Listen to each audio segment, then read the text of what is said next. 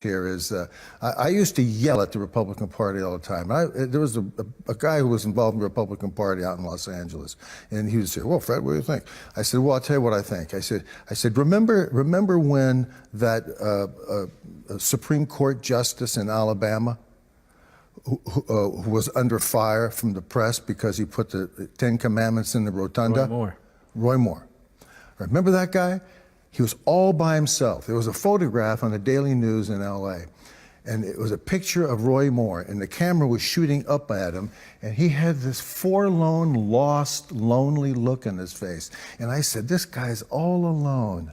And then I started to think, why didn't George Bush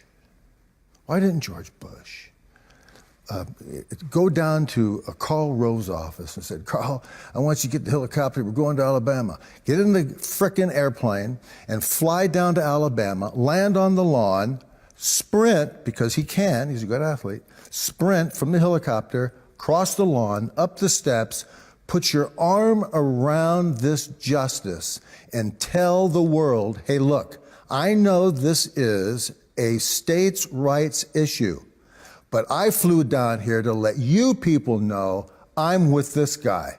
And if you need me, you know where to find me. Get back on the helicopter and take off. To me, that's leadership. That's leadership. And the Ten Commandments. Yes. The Ten Commandments, which is the basis of our law. Thou shalt not kill, thou shalt not do all these, steal, covet, and so forth.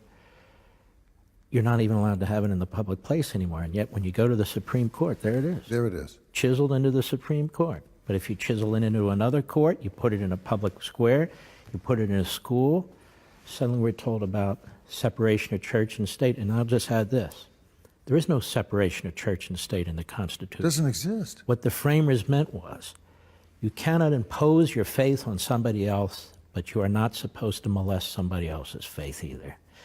And by putting the Ten Commandments in the public square, as the framers understood, as the founders understood, as it was understood until the 1940s when the court started to turn, what was understood was, if you don't like it, don't look at it.